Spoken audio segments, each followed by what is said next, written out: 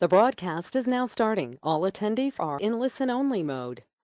Hello everyone, my name is Jillian Schaefer and I'm the Marketing Coordinator for SWK Technologies.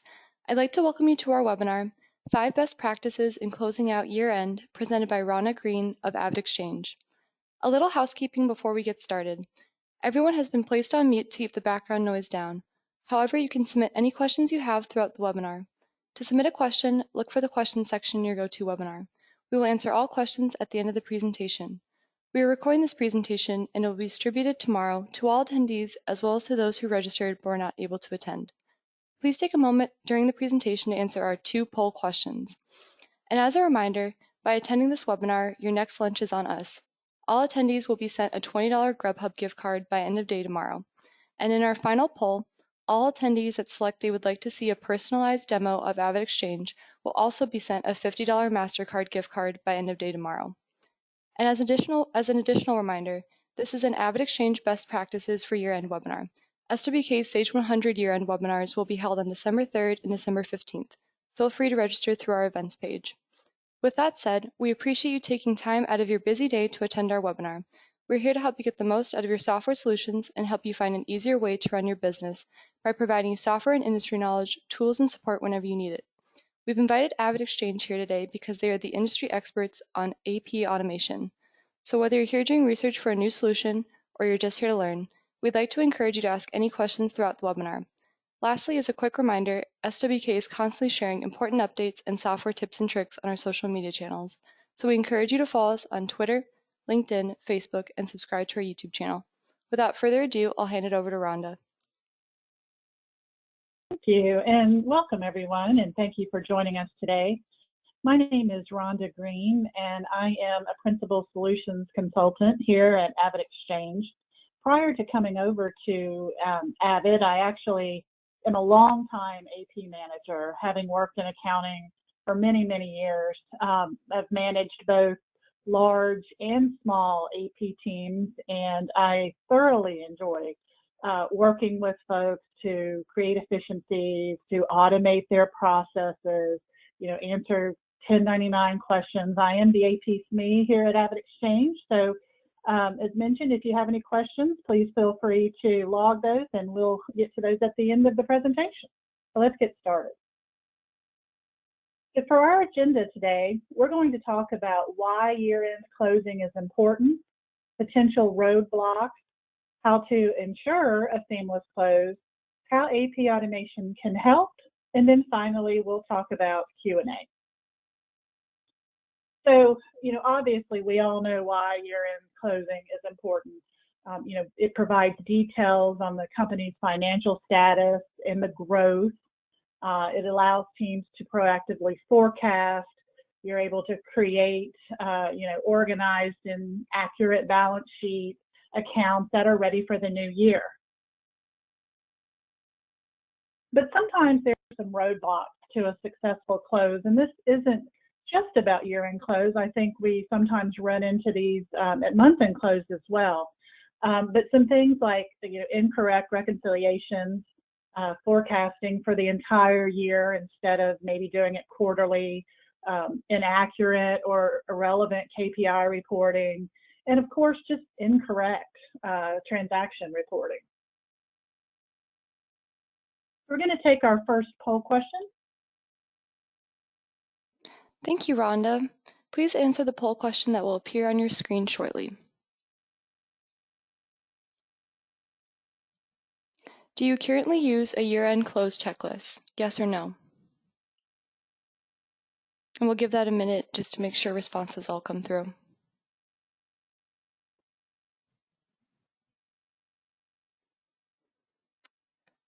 All right, we're at about 96% response.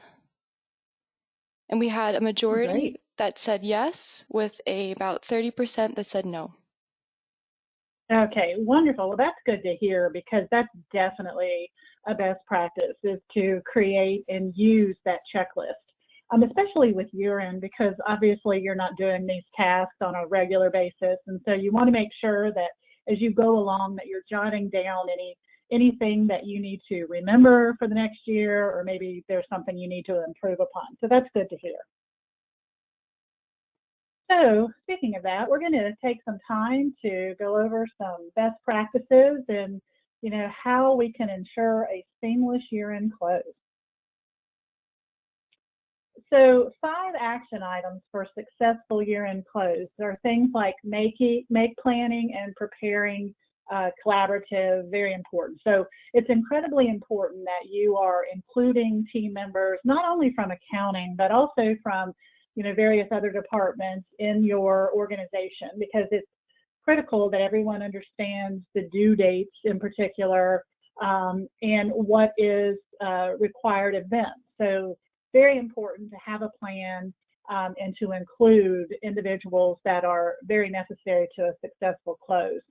You also, obviously, as we just mentioned, make sure to identify any roadblocks and what you did to overcome those.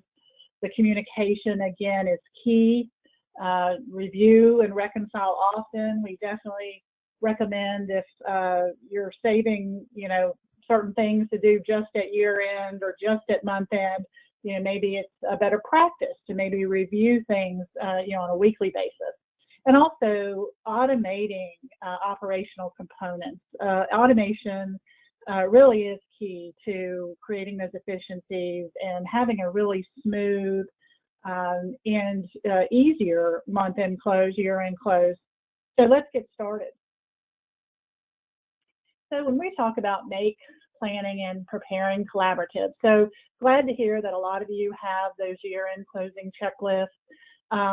Curious if you also have the month-end checklists, which are very important, particularly with AP, because when we're talking specifically about AP, you want to make sure that you are have all of the parts, if you will, of month-end close identified.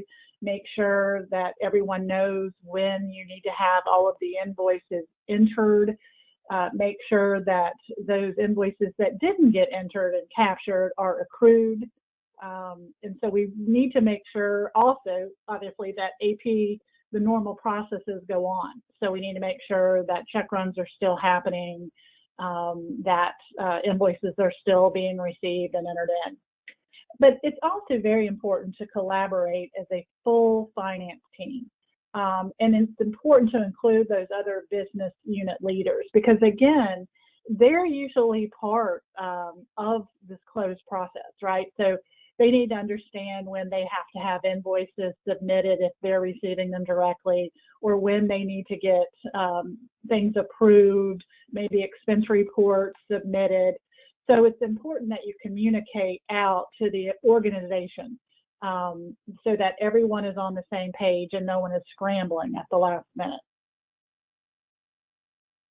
Also, it's important to figure out maybe what went wrong or what you could do better.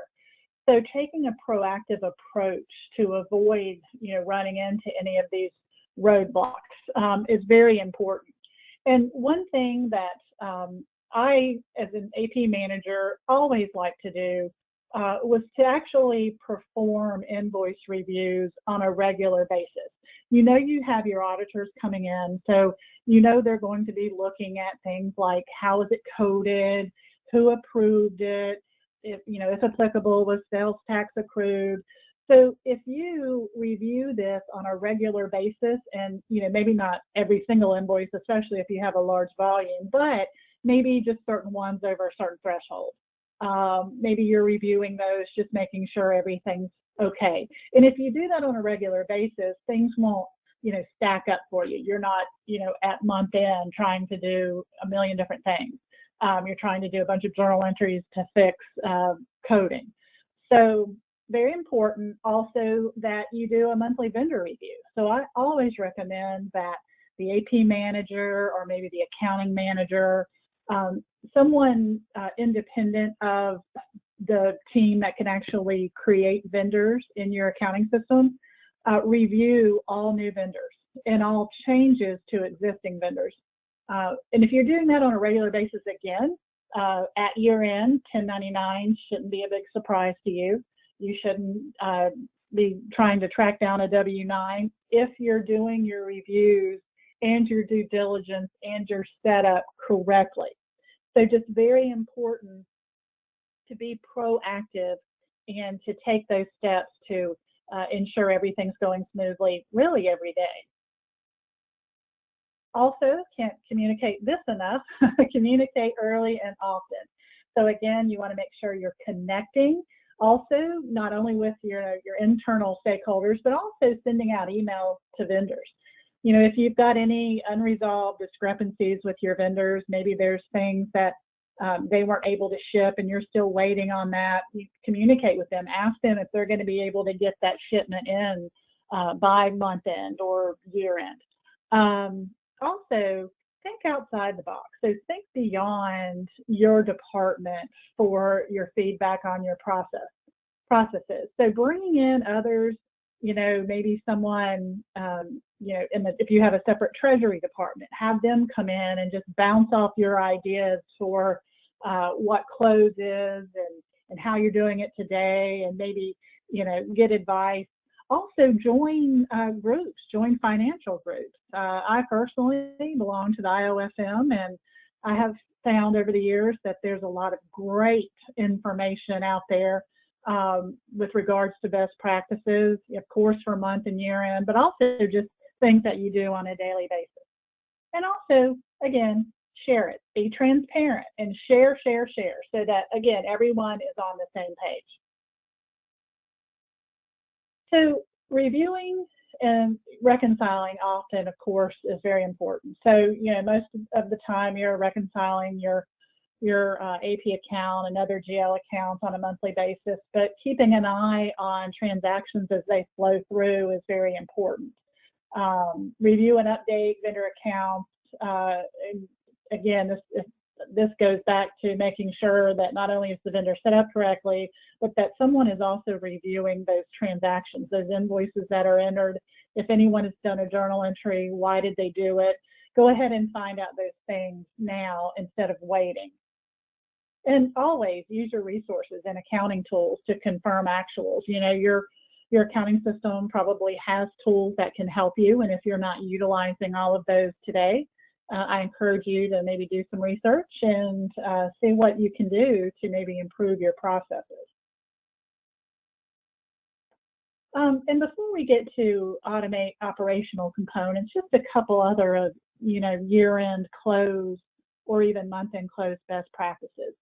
So what I've learned over the years is, you know, sometimes you may start out with a shortened kind of close schedule where you want everything closed in, you know, 5 days. But then inevitably something happens and you have to extend that deadline out, and you have to extend it out. You need to do more journal entries. You're waiting for more information. I think it's very important to set a goal for a quicker close. So kind of, you know, put that number, like write that in the sand, if you will. Like, we're going to close in 5 days, or we're going to close in 3 days.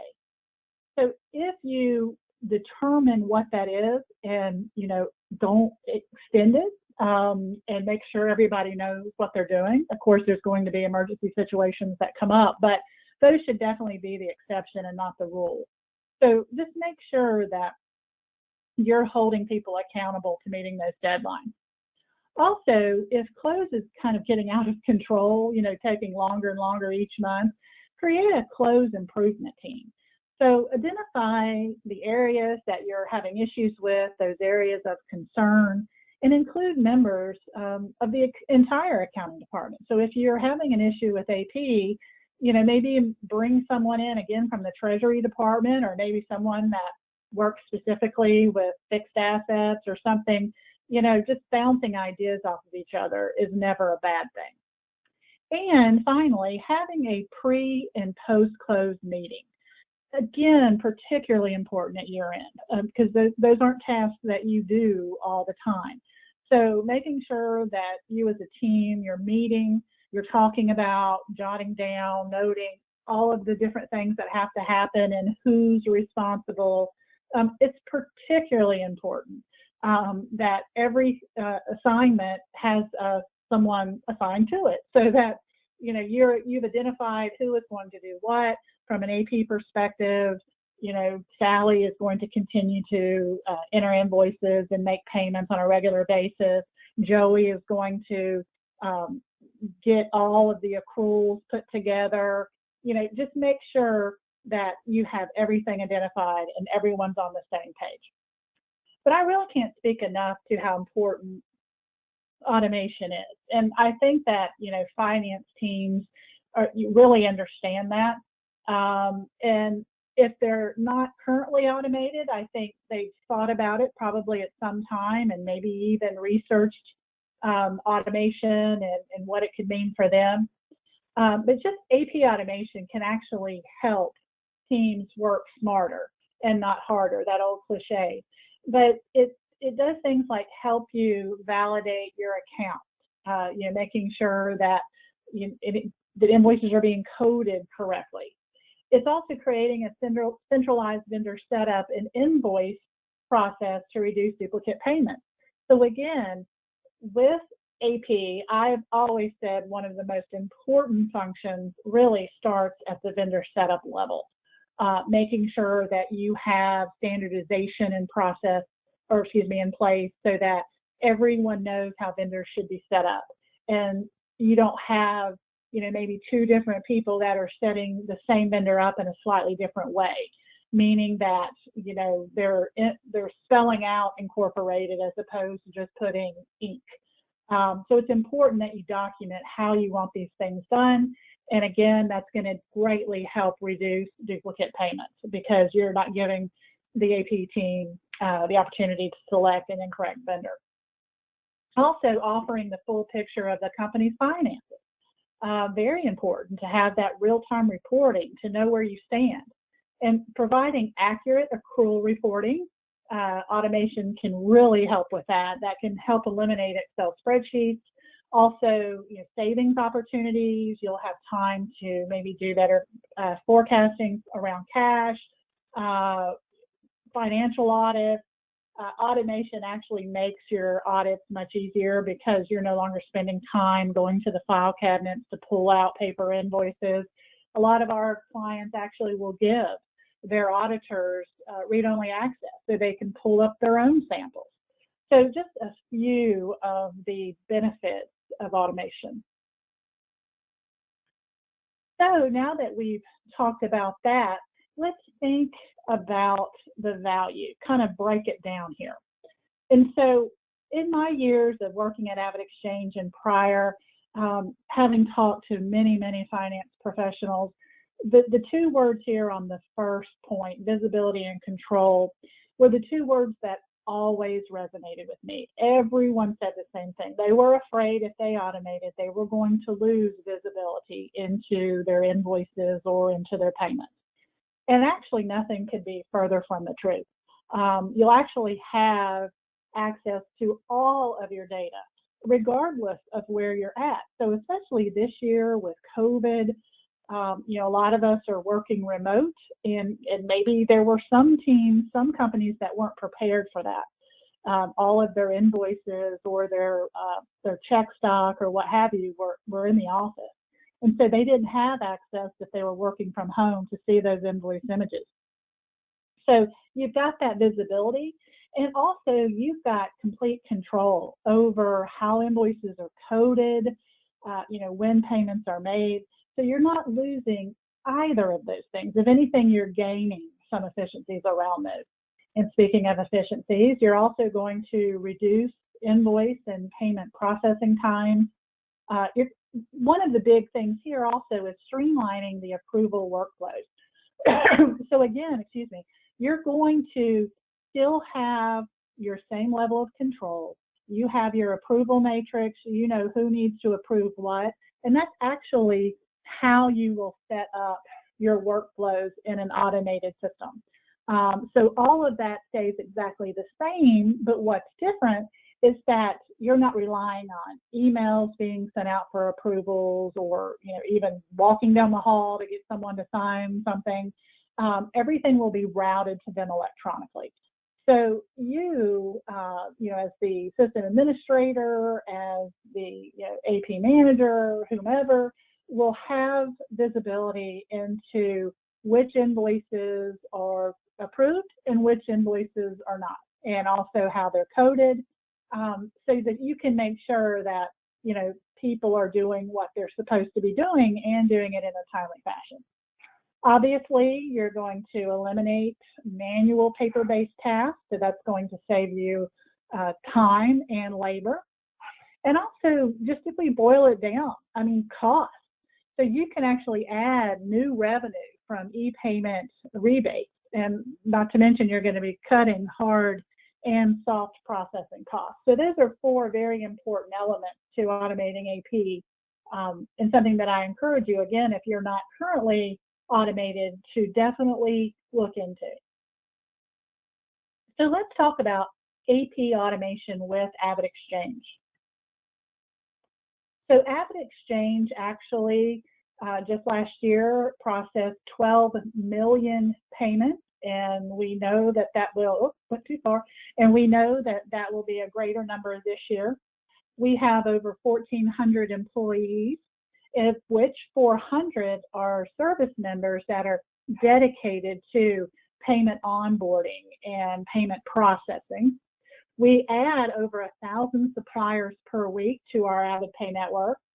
We currently have, this number has actually already increased since this slide was created. We have over 700,000 active suppliers that are either submitting invoices to us or accepting payments.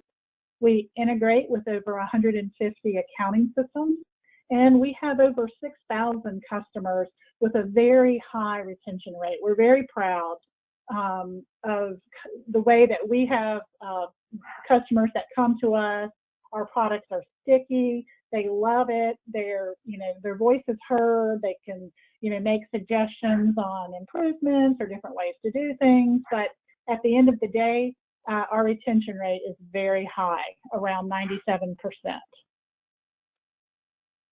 And the 2 automation solutions that we want to talk about are, number 1, on the invoice side, so invoice capture, coding, approving, and then payment processing. So actually creating payments and sending those out to your vendors on your behalf.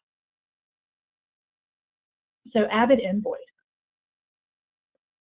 Some of the benefits of AvidInvoice you can see here, but looking at the numbers, increased processing capacity, 60% net savings. Can you imagine? I know I've talked to a lot of people and I ask them, what are you spending now? What does it cost you to process an invoice? And a lot of times they don't know, or they'll kind of lowball. They may say, oh, it can't be more than, $1. And in actuality, it's much higher than that. We've seen some cases where it's costing up to $7 per invoice, because you have to add in all of those labor-intensive tasks that surround the AP process. Also, AvidInvoice is highly scalable. You can continue to grow your business without having to add additional headcount. Also, you can connect anywhere, anytime. As long as you have access to the internet, you'll have access to your invoices and your payments. Also, you can approve those through your mobile device. No expensive hardware. We operate in the cloud. And another thing is, people worry about taking up too much time from the IT department. And typically we have found the majority of the time that no IT expert is needed at all. That usually this is something that the accounting department can handle themselves. So just a few things to consider when you're talking about invoice automation. And I love showing this graphic because it really resonates with people. Before automation, the typical AP process looks like this. The invoices come in, someone is probably opening the mail manually. They're routing that invoice around. They're having to code it. A lot of times they're actually handwriting the coding on the invoice. Then they're having to maybe scan them in so that they can email them to various departments and folks to approve. And then, of course, they also have to be manually entered into the system. So data entry in and of itself is very time consuming. And then on the payment side, when it's time to pay your vendors, you're having to select, of course, those vendors that are going to be paid. A lot of folks are still cutting manual checks. We see that usually in the small to mid-sized company range, Vendor payments still are primarily paid with checks, usually about 80% of the time. Then you're doing your bank reconciliation. Did this check clear? Did this check clear? Of course, any follow-up that you may have with your vendors if they have questions. And then, of course, manually filing those invoices. So my point here is that after automation, you can take all of those steps and boil them down to 3 steps. So for you, all you will need to do is continue to code your invoice, but we do have tools that can help you do that more efficiently. Continue to approve your invoices. Again, we're going to set up those workflows so that anyone in your organization that needs to approve can. And then just select your invoices for payment, but no more putting check stock in the printer and then waiting for them to print out and then stuffing the envelope. And this saves 2.4 times rate of straight-through processing improvement. So that is a significant number. There is so much time that can be saved here, so many efficiencies that can be created. So I love this visual because it really takes that multi-step process down to just 3 easy steps. So let's talk about how AvidInvoice can get your invoices into our automated system. So we will work with you and your vendors to let them know that you have partnered with AvidXchange and that they're going to be sending their invoices now to a new PO box. If they're still mailing invoices in, we'll actually create a PO box in your name, but we'll manage it. So we'll do the invoice gathering, the opening of envelopes, etc.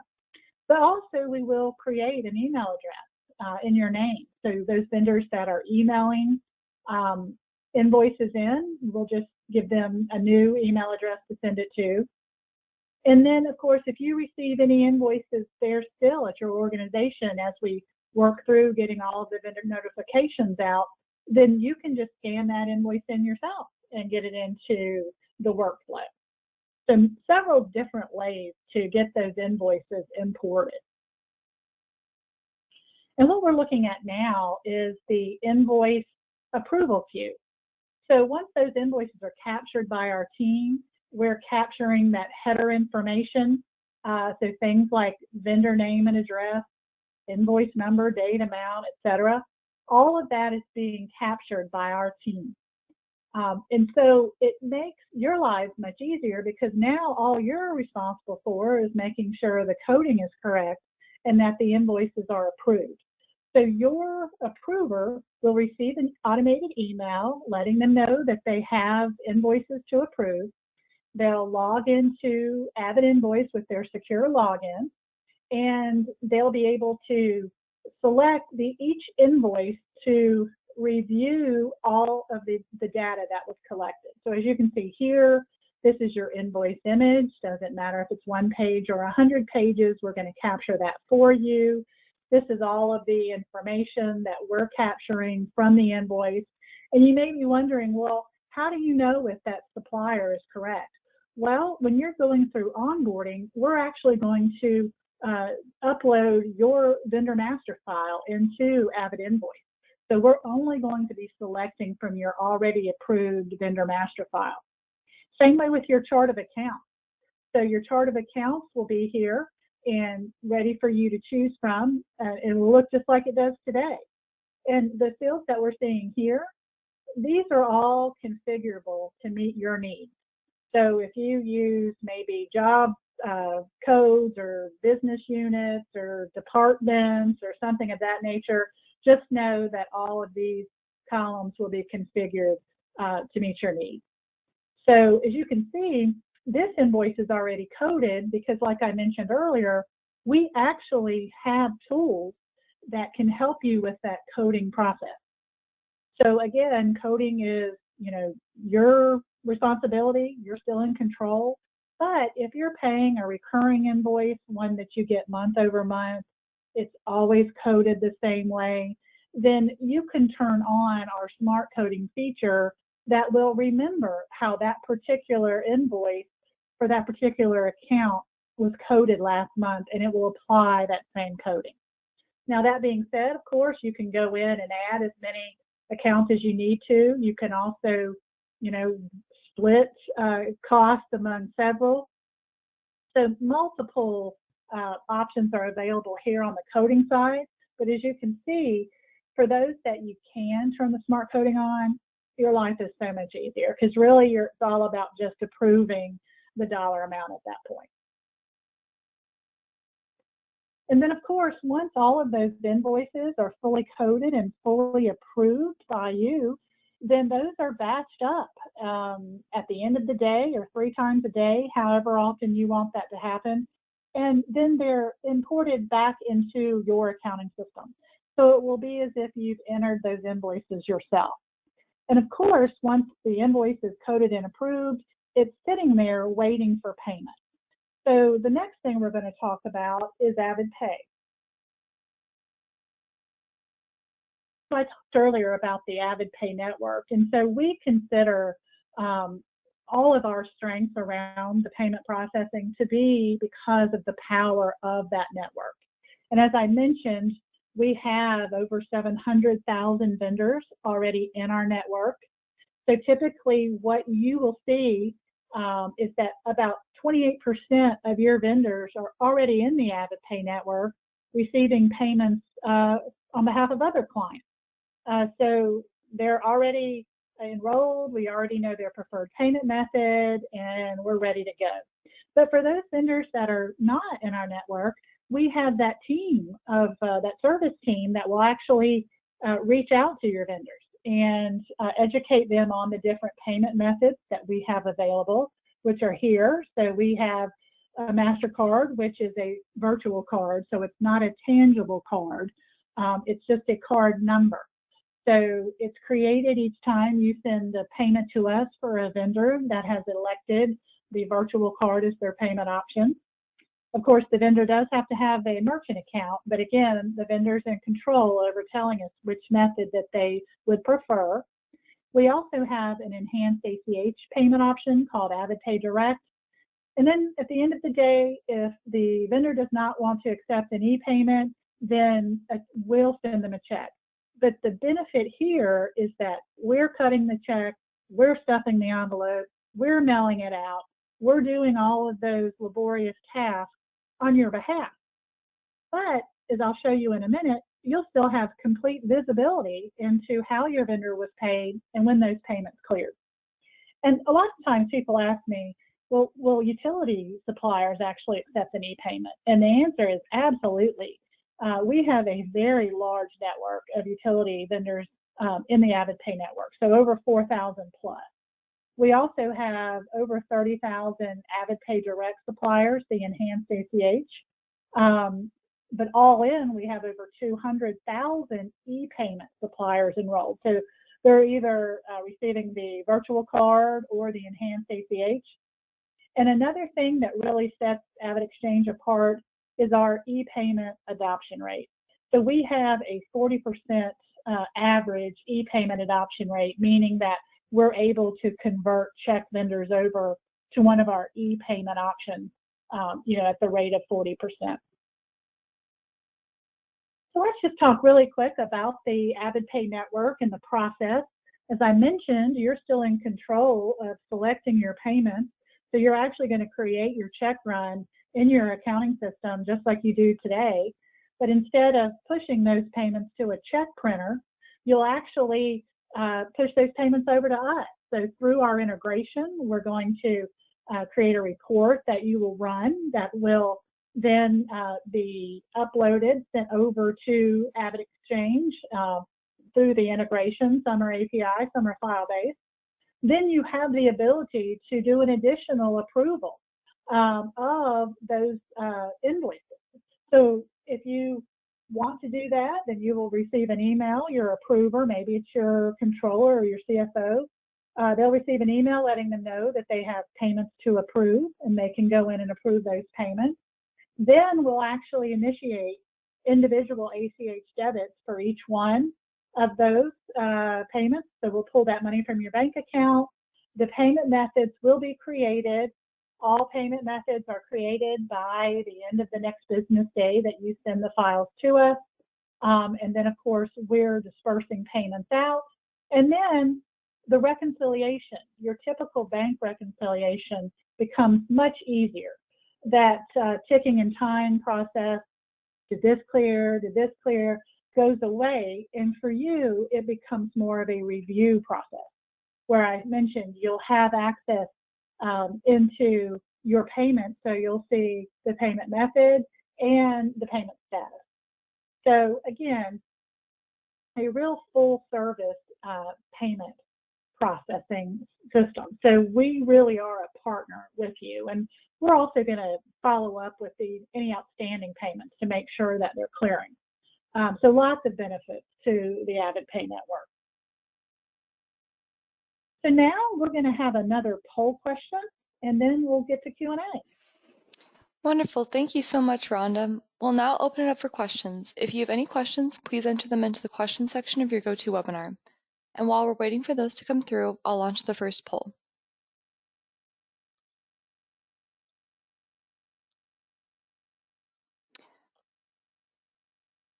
And just a reminder, everyone, by selecting I would like to see a personalized demo of AvidXchange, you'll be sent a $50 MasterCard gift card by end of day tomorrow.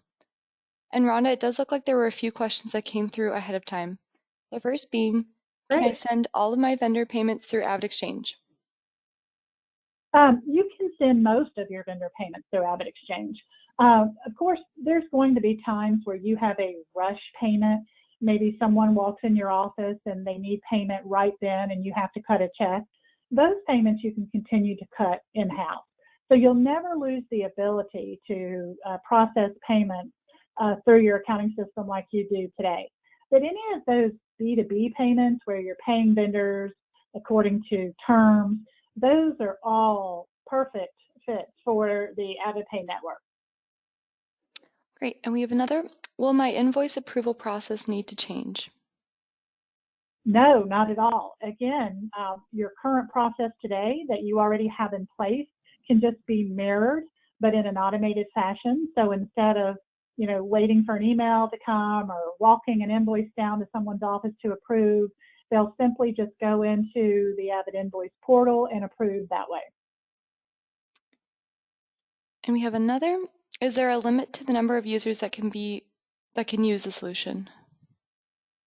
I love this question because we actually, AvidXchange does not charge per user. So you can have as many users as you need. And we actually see that a lot because, again, people are usually outside of the accounting department that are approving invoices. So you can have as many users as you need. And of course, you can restrict their access. So you're going to have the ability to have some folks that can, only do read-only, again, maybe an auditor. And then, you're going to be able to control, again, who is able to do what. And we have another that's come through. Of the 5 best practices, which do you believe is the most crucial, in your opinion? Oh, wow. I think at the end of the day, in terms of saving dollars, creating efficiencies, not being, being able to continue to scale and grow without having to add additional heads. I think AP automation really starts. And through AP automation, a lot of times you can achieve all these other best practices. And from a year-end close perspective, best practice, I think making sure, and most of you are already doing this, having checklists and making sure that you're keeping those updated every year if you need something new to add, to be sure to do so. We have a few more that have come through.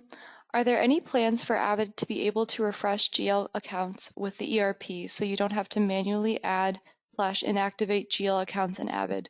This would be very helpful, especially at the beginning of the year if new departments are formed and whole sets of new accounts are created in the ERP. So that's a great question, and that is definitely on our roadmap, and our team is working. We hear that request a lot, and we know that it's something that's very important, so it's definitely on an AvidXchange roadmap. We have another. For a corporate office who handles all AP for their field offices, about 7, who individually do not have a large amount of invoices, but could vary, but is being received coded and approved at the local level and is scanned to the corporate office for processing and paying. Does automation work for this case? Absolutely. You can still include folks in off-site locations in your approval process.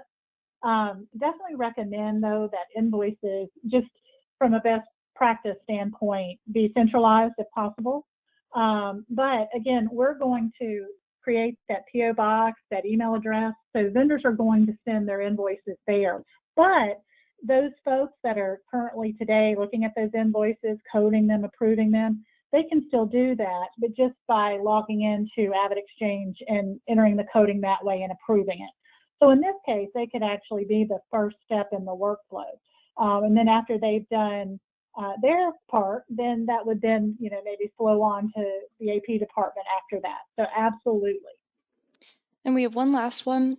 Are metrics available for the amount of time to process after receiving an invoice? So we do have a lot of metrics around that, and that's definitely something that our team can get sent out. Maybe we can attach it to this presentation, but that's definitely something that we will talk to our marketing team about so that you can see in general what it's cost and the savings that you can gain. Perfect. Well, thank you so much, Rhonda, for your informative presentation and for taking the time to be here today. For more information on AvidXchange, check out our website at swktech.com and click on AvidXchange under the AP and Payment Automation section in the Products tab. Thank you, everyone, for attending our webinar. Have a wonderful rest of your day. Thank you.